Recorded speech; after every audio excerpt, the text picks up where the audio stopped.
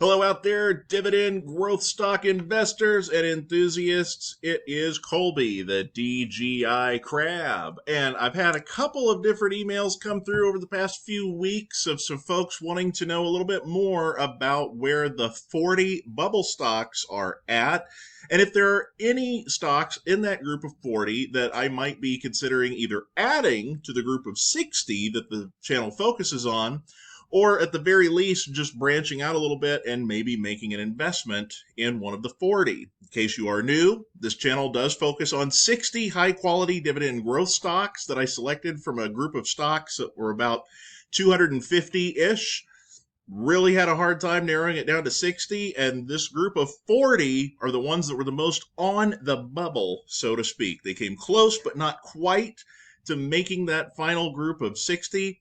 But I do track these not quite as closely as the primary 60, but I do keep an eye on them just in case there comes a point in time where there might be a dividend cut or some other reason that I might feel compelled to replace one of those 60 stocks. And I'll be looking very closely at this particular list for a replacement if and when that time comes. I'm not a professional financial advisor. Do your own due diligence before you invest in anything. I am sharing with you my strategy and my opinions on the stock market. So let's take a look at this. What I'm thinking about doing here, you guys, is turning this bubble stocks thing into perhaps a monthly series where we just check in on these guys and see how they're doing. I look at the top 60 every single week. That's going to be moving forward every Sunday. However, I think that it might be worth taking a look at these maybe every month or so just to see if there's anything that catches our eye. Now, what I did with that group of 60 stocks is the same thing I've done with this group of 40. I've broken them down into 4 separate categories or tiers based on, that's right, the age and time horizon of the investor, which I believe are the most important metrics that a dividend growth stock investor should take into consideration. If you're young, you're not supposed to be chasing high yield with very slow growth. You want lower starting yield, which may not be as exciting at the time. I know we all want to retire early and live off of those dividends, but you want the big dividend increases year over year to snowball over time. These are the bubble tier 1 stocks. This is for that 18 to 30-year-old investor with a lot of time on their hands to enjoy large dividend increases snowballing over the long haul. Now, we're going to be looking at the valuation tab, just like I do when I evaluate the 60 primary stocks. And what I want to do is find a stock that is yielding at least 30% higher than the 4-year average yield at the time. So that's what this is taking into consideration here, the 4-year average yield versus the current day yield. So not a lot of great bargains here in the group of tier 1. L3Harris, the military contractor, is the biggest value here thus far. A little bit of a surprise there, I would think, with the Donald Trump election, that the military contracting stocks would really take off. L3Harris certainly hasn't taken off, so to speak. I wouldn't say that it is a grossly undervalued stock yet at this point either. I probably wouldn't look to invest in L3Harris unless it dipped pretty comfortably below $200 a share. And a lot of other things here still looking pretty overpriced for the most part. MasterCard, the only reason MasterCard isn't in my group of top 60 was just because I put Visa in there. It edged out MasterCard ever so slightly. MasterCard, very low yielding stock, very rapid dividend growth. It is really yielding right at about the 4-year average yield right now. And sometimes with great companies like this, that's enough of a value if you're looking to build up positions in high quality companies that don't go on sale all that often. Again, I'm not going to be doing anything with a company like MasterCard unless I'm getting a much better deal than right at the 4-year average. But these are ones to kind of keep in mind. So this is that group for tier 1. Tier 2 bubble stocks. This is for the 31 to 41-year-old investor. Starting yield is going to be a little bit higher, usually in that 2 to 3% range, maybe low 3% starting yield, depending on what we're buying, when we're buying it. And we want to get a dividend growth rate in the high single digits, whereas that tier 1 group of stocks, we're looking for 10% or better year-over-year dividend growth. Maybe not quite as fast of dividend growth here, but a little higher starting yield. That's kind of how it balances out here. Man, guys, Brown and Foreman, stock ticker BF.B, the makers of Jack Daniels whiskey, as well as some other big time brands. Wow, the alcoholic beverage related stocks are just really not performing well right now. Might be because the younger generation isn't drinking as much as the previous generations did. That's some of what I have heard anyway. Man, Brown and Foreman stock. I own this stock up until about early last year when I trimmed down my portfolio to make sure I only own the 60 primary stocks that my channel focuses on. So I put my money where my mouth is. And I sold out of Brown and Foreman, I believe in the low $50 a share, was down a little bit on that position. Wow, all the way down here to 31.26. There could be a dividend cut coming with this company. I think their payout ratio is probably still pretty comfortable in that regard, but yielding nearly 3%. 4-year average yield is 1.7%. So we're talking about 71% above the 4-year average yield. No signs of recovery anywhere in sight for this one. Brown and Foreman, a dividend aristocrat, years and years of consecutive dividend increases. They're right around 40 consecutive years. But my goodness, this one is way down. I would be a little bit nervous buying into this one. Now, maybe there is a recovery story for some of these alcohol-themed stocks. Brown and Foreman's been around a very long time, so if anyone's going to find a way to bounce back, this would probably be a good one to bet on. But wow, this one has just continued to fall and fall and fall.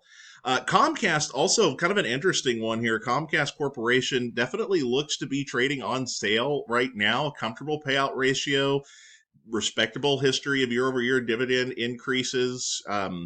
Definitely, and it's one of the larger market cap ones here. One of just 1, 2, 3, 4. Well, I guess 6 out of these out of this group of 11 are 100 billion or more by market cap. Maybe Comcast is one to take a look at if you're looking to branch into that particular industry. Yielding 3.6%, definitely a high starting yield for a tier 2 investor. But that 4-year average of just 2.55% makes it look pretty appealing. Comcast, I would think around $40 a share, looks a lot closer to fair value than down here at 34. So, you might take a look at it. Then American Waterworks Company, stock ticker AWK. So, I have AWR in that group of top 60, and it is in my buy zone. American Waterworks Company, the largest water utility by market cap in the United States. The water utility stocks just across the board are doing really, really poorly right now. I don't follow specific industries super closely, so I don't have a great explanation as to why that is. If you know a little bit more about water utility stocks and why they're doing so bad right now, leave me a comment down below. Help educate me on that. But right now, AWK certainly doesn't look like a bad deal as well. And then, and a lot of this other stuff, fair or overpriced pretty much right now. Nothing that really jumps out at me as a slam dunk buy. There's definitely some stocks here that I really like quite a bit, including the smallest one by market cap, Bank OZK. When this one's trading cheaply, which right now it is not, it's really hard for me to resist the temptation and buy into that. This company's got 20 plus years of dividend increase streak going for them, and they usually do a small dividend increase every single quarter, which usually accounts to be about a 1 to 3% increase, and then cumulatively, it's in the high single digits what they usually end up increasing that dividend. Small regional bank, not one that made my target because I really wanted large blue chip companies to be in that group of 60 stocks. But if you haven't followed stock ticker OZK, I'd keep an eye on it. It's a really interesting little regional bank stock and has performed very, very well. For tier 3, this is 42 to 53-year-old investors, usually looking at starting yield high 2s, maybe all the way up into the low to mid 4s, again, depending on what it is you're buying at the time. And the top 2 undervalued stocks here, the only 2 that are in my 30% or better buy zone, both water utilities again, Essential Utilities and SJW Group. Wow, again, water utilities taking a beating. These 2 look undervalued to me.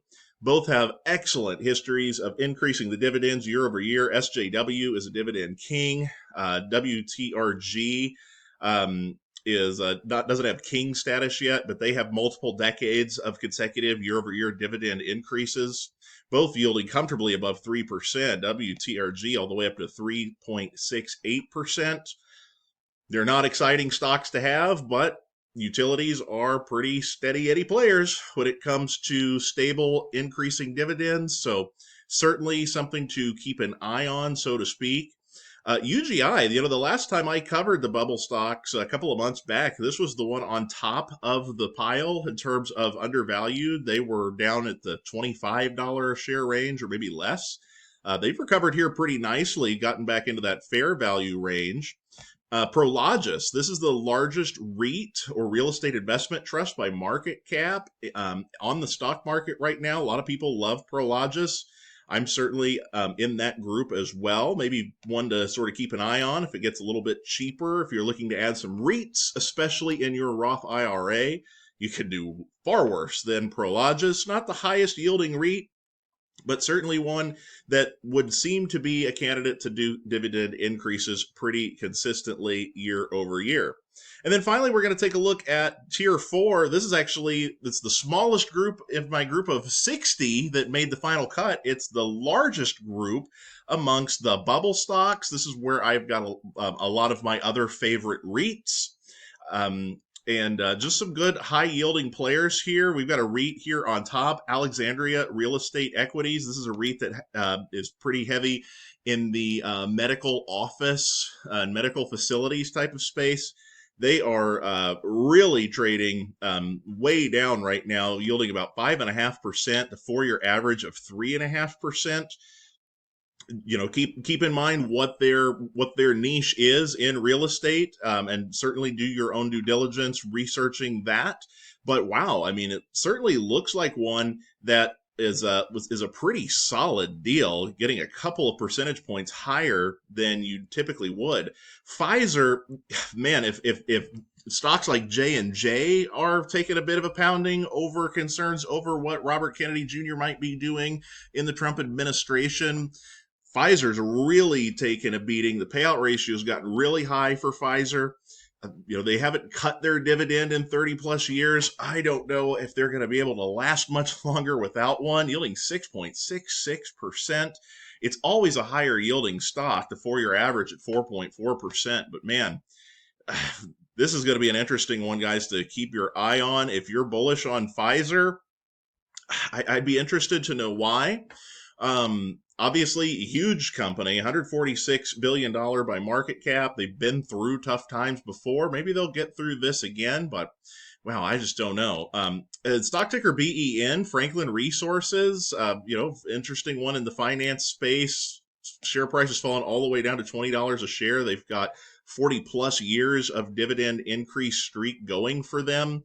And they have just not been able to recover from a share price perspective for a while, kind of similar to T. Rowe Price, which is in my top 60 group. Certainly one that you could take into consideration. I wouldn't be stunned if a larger company gobbled up Franklin Resources, eventually just acquired them. I don't have any knowledge in particular that I know that that's going to happen, but just $10 billion by market cap, they're struggling and yielding well above 6%. Mid-America Apartment Communities, this is a REIT that I really like. I like the part of the country that they operate out of. Not trading super cheap right now, but certainly not trading at a bad price either. Then right behind them, Vici Properties.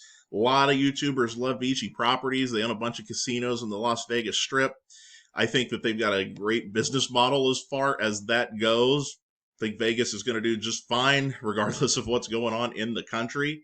And Black Hills Energy, this is the company that I pay my energy bill to in my part of the country here in Northeast Kansas. And they are a dividend king, slow but steady dividend increases year over year, not trading super cheap, but when this one gets down into the low $50 range and that yield ticks up or in the 5% range, this is a nice stable one to potentially add as well if you are of a mind. So that's the bubble stocks, you guys. Let me know if there's any in here that you're buying right now, and I will check you on the next one. And let me know if you want this to be a monthly series. I think I'm going to go that direction, but let me know what you think.